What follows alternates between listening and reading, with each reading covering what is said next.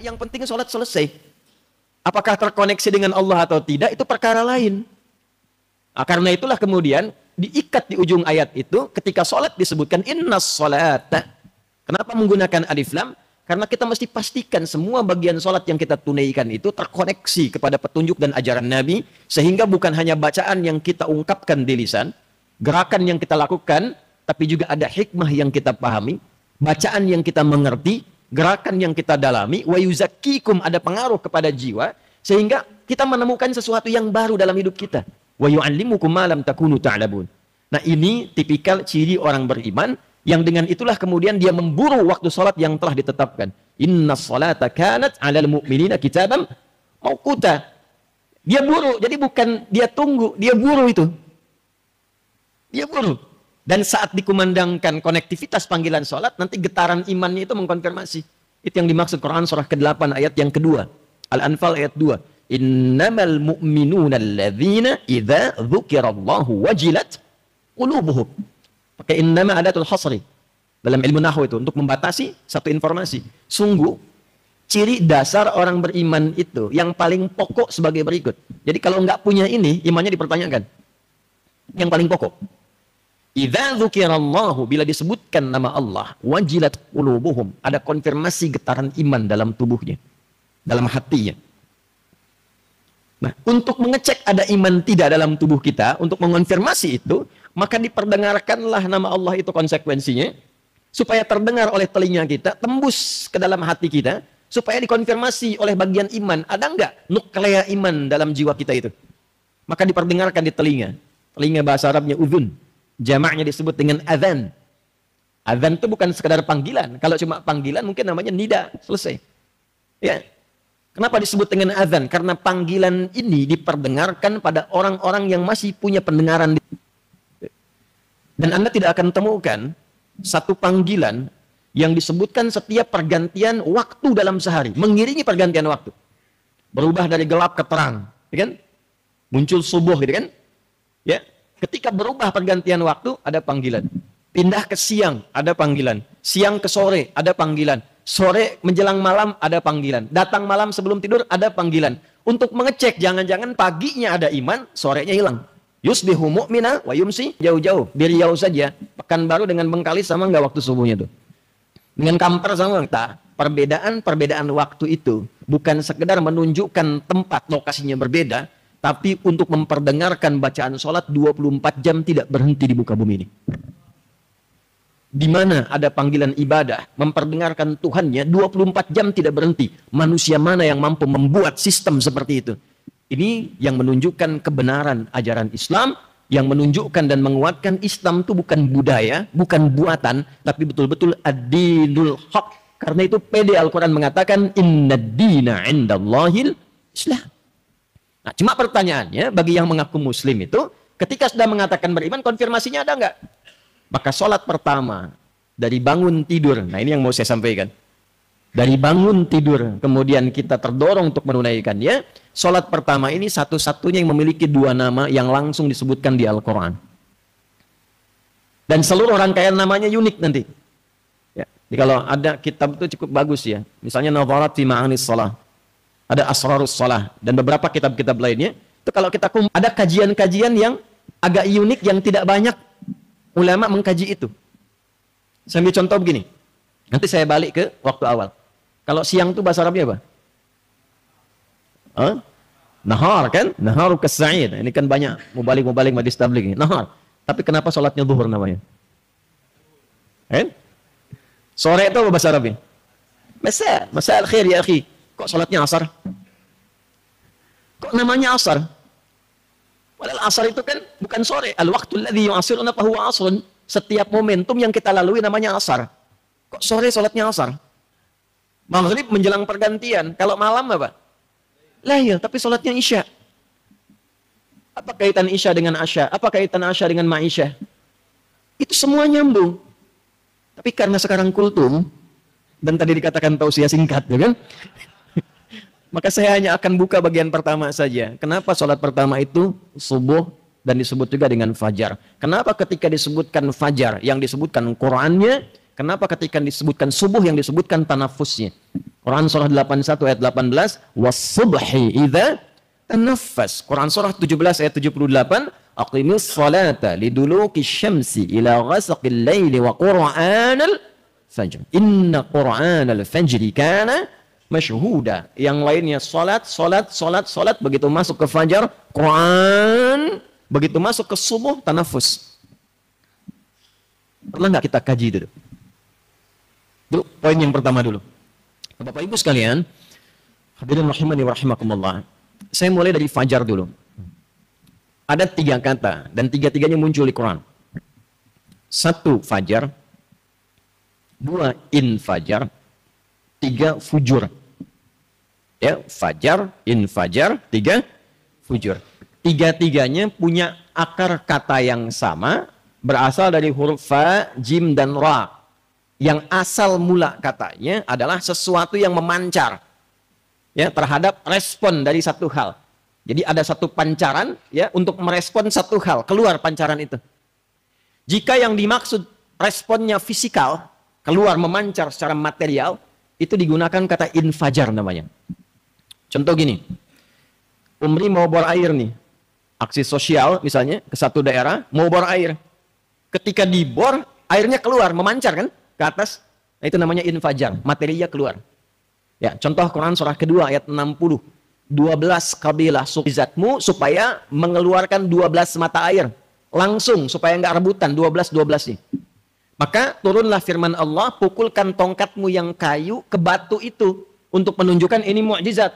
Kayu sama batu kuat mana? Batu. Tapi untuk menunjukkan tongkat ini ada mukjizatnya, pukulkan kayu ke batu yang pecah batunya. Nanti memancar dari batu itu 12 mata air. Wa idhistasqa Musa liqaumihi faqulna dhrib bi'asakal hajar. Asa hajar, bi'asakal hajar. Fanfajarat, bukan fafajarat. Fanfajarat min husnata asyrata aina, memancarlah 12 mata air. Tongkatnya Musa alaihi salam kayu dipukulkan ke batu, yang pecah batunya keluar 12 mata air. Anda pengen tes tongkat emas Anda itu mukjizat bukan? Pukulkan ke batu, keluar 12 air mata itu. Pecah tongkatnya. Ya, keluar fajar, infajar. Kalau Anda memberikan respon ke dalam diri, ke jiwa nih, lalu sampainya bukan ke takwa, sampainya ke nafsu, ya, maka ada respon dari nafsu itu keluar. Nah, responnya disebut fujur namanya. Fujur. Ya, keluar dari sini kok lihat alas kakinya bagus amat gitu. Punya si amat aja nggak sebagus itu misalnya kan. Nah, masuk itu ke nafsu, diprovokasi oleh setan. Kan cuma 2. Kalau bukan dimotivasi oleh malaikat, diprovokasi oleh setan. Cuma 2 itu saja. Yang bekerja untuk takwanya itu adalah malaikat, disebutkan 88 kali dalam Al-Quran. Yang bekerja memprovokasi nafsu itu setan. Setan disebutkan 88 kali di Quran. Jadi setiap kali kita ingin mengambil keputusan, yang akan merespon itu hanya 2 kemungkinan. Kalau bukan takwa, itu fujur di nafsunya. Karena itu tempatnya disebut dengan kolbun, karena selalu ada yang koluba. Ya, ada dinamika di dalamnya, selalu bergetar, berbolak-balik. Karena selalu ada 2 bagian ini, kalau bukan mengajak, mengejek. Ya, Anda kan bangun tidur saja dengar adzan kan 2. Putuskan cepat berangkat atau tunggu sebentar, matikan alarm, atur lagi. Kan? Ya. Nah, maka ketika diberikan misalnya respon itu oleh setan, ya, lalu disambut oleh nafsu, itu yang keluar pancarannya fujur namanya. Mengeluarkan aura keburukan yang disebut nanti ketika keluar disebut dengan su. Ya, ini yang dimaksud Quran surah ke-12 ayat 53. Wa ma ubarni'u nafsi innan nafsa la'ammaratum bis-su. Bagian mana yang ada di nafas yang ada su di situ, itu yang disebut fujur, lawan dari takwa. Lawan ini, ya, paradoks ini ditampilkan di Quran surah 91 ayat 7 sampai 10. Wa nafsi wa ma sawwaha fa alhamaha fujuraha wa taqwaha. Qad aflaha man zakkaha wa qad khaba man dassaha. Kaifa al-husul ala al-falah bi isti'mal tazkiyah. Bagaimana mendapatkan falah dengan menekan fujur ini supaya tazkiyah itu keluar? Maka diperdengarkan di telinga kita, hayya 'alal falah. Disambut oleh kita untuk fungsi tazkiyah. Mengerjakan apa? Salat. Diperdengarkanlah sejak awal bangun supaya tazkiyahnya fungsi. Fujurnya ditekan, yang muncul di takwa. Takwa itulah yang nanti akan memancarkan gelombang merespon panggilan adzan. Respon itulah yang disebut dengan fajar. Makanya kenapa subuh itu saat panggilan pertama, responnya disebut dengan fajar untuk memberikan kesan bahwa saat kita mendengar itu ada bagian respon sinyal takwa yang merespon itu dan ada getaran dalam jiwa kita. Sudah bangun. Waktunya kita menghadap Allah. Ditandai dengan cahaya fajar yang muncul secara material, membelah kegelapan malam, memunculkan cahaya terang. Ini bukan ilmu tak-ketik ya, ini ada bacaannya nih. Awas nih, ini saya tidak terlalu senang ngaji dengan pendekatan tafsir medsos. Ya, tak-takayuk taktiku, tiktokan gitu kan. Fasbakayu Facebooku, Facebookan, ya. Talbaya tubuh, YouTubean. Instagramayan, Instagrimu, Instagraman. Muncul semua tuh. Balik ya. Nah, jadi fajar itu menjadi penting karena itu sinyal awal pembuktian kita sebagai insan beriman. Itulah sebabnya kenapa sholat di Quran satu-satunya yang disebut sebagai bagian dari penentu iman. Namanya iman. Zakat tidak disebut iman. Puasa tidak disebut iman. Walaupun dibuka dengan ya ayyuhalladzina amanu, tetap siamnya disebutkan. Tapi sholat ketika disebutkan dia menjadi penentu iman. Al-Baqarah ayat 143 di ujung ayatnya, wa ma kana Allahu liyudhi'a imanakum. Al-farqu bainal mu'min wal kafir tarkus shalah, kata Nabi. Jika Anda ingin cek perbedaan orang yang sudah beriman dengan yang belum, lihat salatnya. Baik. Saya agak cepat karena tausiah singkat ini. Ketika direspon itu oleh cahaya iman kita yang terpancar, apa yang kita bawa menghadap Allah? Ternyata beda. Nggak sama. Apa perbedaannya? Maka disambungkanlah oleh kita, lompat dulu ke Quran surah 81 ayat 18. Was-subhi idza tanaffas. Dan aku bersumpah demi waktu subuh, apabila tanaffas, semua aktivitas itu dimulai dengan mengeksekusi setiap gerakan-gerakan, rencana-rencana yang sudah terukur dan matang. Jadi Allah itu membuat sistem kehidupan yang terukur dan matang, yang semua makhluk mengerjakan itu sejak subuh dimulai berputar itu. Ya, kalau bahasa kita bersamaan dengan nafas yang mengalir itu, maka kegiatan dimulai. Silahkan cek tumbuhan itu mulai mengeluarkan oksigen itu kapan? Subuh. Karbon dioksida diserap, oksigen keluar. Saya buktikan itu di Belanda, Pak. Untuk membuktikan itu, qadarullah waktu di Belanda di Utrecht. Kalau di sini kan kedengaran adzan. Saat kami di Delft, di Utrecht tepatnya, itu kan ngecek jam berapa subuhnya tuh. Di Belanda, daerah Utrecht. Qadarullah, flatnya itu, apartemennya, itu penginapannya tuh di area-area yang rimbun dengan tumbuhan, pepohonan. Dekat kanal, ada 13 kanal yang tersambung ke seluruh wilayah provinsi di Belanda itu. Dan kalau nanti ada waktu, main-main ke Delft itu ada tempat VOC di situ. Saya pernah menduduki markas VOC 20 menit tuh. Untuk riset. Itu mohon maaf tuh ya, teman-teman yang kita Majlis Tabligh, kemudian di sini ada teman-teman di Umri. Ini nggak ada 1/5-nya luas ruangan VOC dari ruang masjid ini. Ruangannya kecil. Cuma di depannya gudangnya besar. Memanjang dari kali, yang kali itu menyambung nanti ke Samudra Hindia. Jadi kalau ngambil dari kita itu rempah-rempah, mereka langsung ngambil kapal, itu langsung berhenti depan gudangnya, bongkar muatnya. Tapi poinnya bukan itu. Saya kembali ke Utrecht. Jadi sebelum 5 menit sebelum waktu subuh tiba saya keluar. Tidak ada segar-segarnya. Padahal semua isinya pohon. Dan itu udaranya luar biasa. Begitu masuk ke waktu subuh, itu berubah drastis, segar semua. Oksigen muncul. Was-subhi idza tanaffas. Matahari mulai bertugas. Kegelapan malam belah, keluar cahaya. Ya, semua bertugas. Anda bayangkan, yang tidak dihisab saja mengikuti sistem yang Allah buat. Manusia itu bukan hanya sistemnya, diatur oleh Allah pergerakannya, pedomannya, arahnya, ditunjukkan sampai ditanya, "Fa aina tadhhabun?" Engkau ini mau kemana sebetulnya? Engkau aku ciptakan, hikmahnya aku jelaskan, sistemnya aku terangkan, pedomannya aku kirimkan, rasulnya aku tetapkan, pembinaannya ada, penjelasannya lengkap. Tapi masih belum paham juga, masih belum dipilih juga. Engkau mau kemana? Kan? Maka ketika datang panggilan itu, kita pun mulai merencanakan. Membawa peta hidup, peta jalan kehidupan. Bagaimana mengawali kegiatan di hari ini supaya terukur. Dalam bahasa Arab, ketika Anda menyiapkan sesuatu yang terukur, terencana untuk dieksekusi, itu disebut dengan subuh namanya. Dari kata asbah. Kalau orang Arab tanya, kaifa asbahta ya akhi? Itu bukan hanya tanya kabar, tapi bertanya, bagaimana perencanaan aktivitasmu di hari ini? Apakah baik? Jam 7 mau kemana? Jam 8 di mana? Jam 9 kerjakan apa? Jam 12 mau kemana? Zuhur mau di mana? Asar di masjid mana? Sampai Isya, jam berapa Anda tunaikan, di masjid mana Anda lakukan? Itulah subuh. Nah, jadi insan beriman itu, tipikal utamanya, insan beriman, ciri keimanan kita, ya, sebelum kita menjalankan aktivitas, kita sudah punya rencana yang terukur. Bahkan Nabi itu kan mulai malam hari sebelum tidur. Istighfar dulu untuk mengevaluasi kegiatan sebelumnya.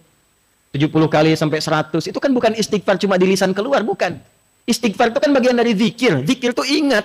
Ingatnya dua. Ingat aktivitas, koneksikan dengan Allah. Aktivitas ini disenangi Allah atau tidak? Diridhoi Allah atau tidak? Makanya ketika istighfar, kita sambil mengingat 70 kegiatan kita sebelum tidur itu apa? 100 kegiatan kita sebelum tidur itu apa?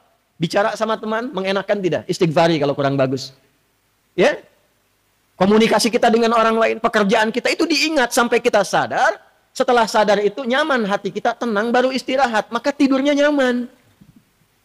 Tidurnya nggak ingat dosa, nggak bawa masalah. Karena sudah diselesaikan sebelum tidur. Yang lebih bagus sebelum tidur rencanakan buat besok. Fa'idha faraghta fansab.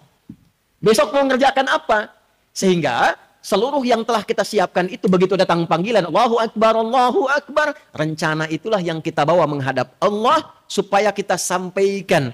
Kita bacakan agar mendapatkan ridha Allah, taufik Allah, bimbingan Allah dalam sujud kita minta. Itulah sebabnya kenapa sholat pertama disebut dengan fajar dan sholat subuh. Dan yang disebutkan bacaannya bukan sekedar sholatnya. Untuk bertanya rencana apa yang sudah Anda siapkan di hari ini.